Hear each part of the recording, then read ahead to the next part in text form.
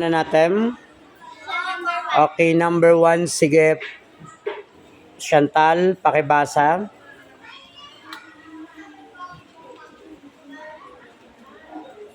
Nararapat na palawakin ang mga bagong kaalaman. Anong tamang sagot? Sige nga, taas nga ang kamay ng mali. So, tama. Tama, dapat nating palawakin ang Kaalaman. mga Kaalaman. kaalaman. Kaya nga kayo nandito sa Paaralan para? Palawakin ng kaalaman. Okay, tama. Para mapalawak ang kaalaman. Nag-aaral kayo para matuto. Okay, number 2. Sino? Taas ng kamay ang gustong magsagot.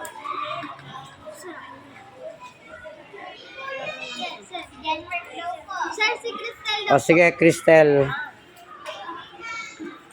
Ito na, wag yan. Bawang magdama ang balita upang bigyan linaw kung tama ba ang nilalaman ko. Tama po. Okay, so pawang mabubuti ang balita para bigyang linaw. Ano linaw? Hindi tayo basta naniniwala, no? Hindi natin paniniwalaan. Bakit hindi natin paniniwalaan ang mga balita agad-agad? Hanggat hindi nakakasigurado. Hanggat hindi nakakasigurado. JM, bakit kaya? Pwede kang Mali. magkamali. O, sabi ko nga, ano nga ba yung in-example natin? Nabalitaan, may bagyo, di ba? Akala natin may bagyo sa atin. Yung pala, wala. Pero may bagyo sa ibang lugar. Umabsent kasi may bagyo. Yung pala may pasok. No? Linawin muna natin bago ito palaan. Number 3. Sir.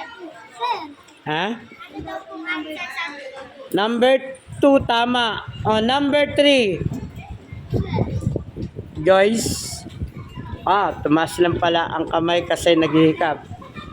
Sige, Yuri.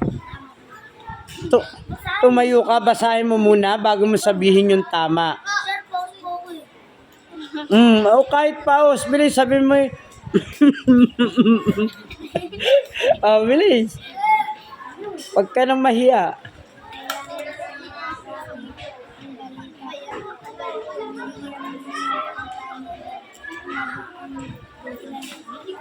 Ano? Parang hindi ko naintindihan. Pause na po. O sige, basahin ko. Kailangan siya sa atin ang balita upang bigyang linaw. Okay, tama. Ganun pa rin, no? Kailangan siya sa atin ang balita upang bigyang Okay, kasi yung mga marites, kalimitan ng mga marites ay talagang, huy, totoo ba yung balita? Na, pero huwag naman ipagkakalat ang balita na hindi ka sigurado kung tama. At ang ipagkakalat niya ay mga magagandang balita lang. Halimbawa, ang gwapo ni Yuri. Yun, ganun lang Pero kapag nakakasama na sa kapwa, tigil ang bunganga. Okay, number 4. Ayan, tumaas ang kamay ni Sian. Nakong kasi Sian.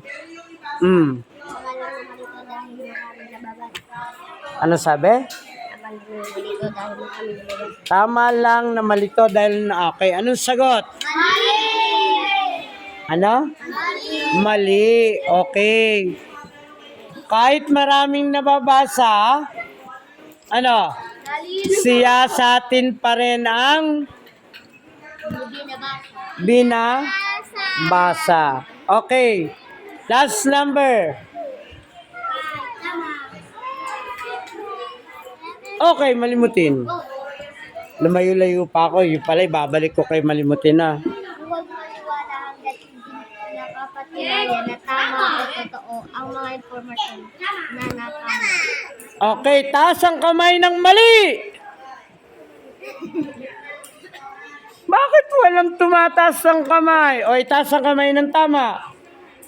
Okay, ano ba sabi? Basta pakibasa nga sabay-sabay. 1, 2, 3, go!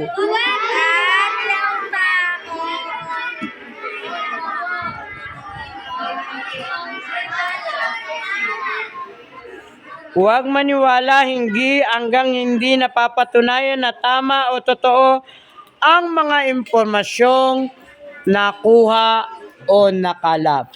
So, yan yung ating lesson sa buong isang linggo na dapat natin mapahalagaan na hindi dapat tayo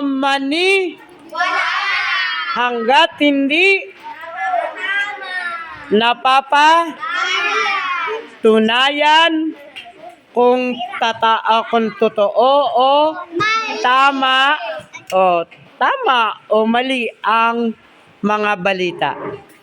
Ano po? Okay, sabi nga, huwag kang maging judgmental.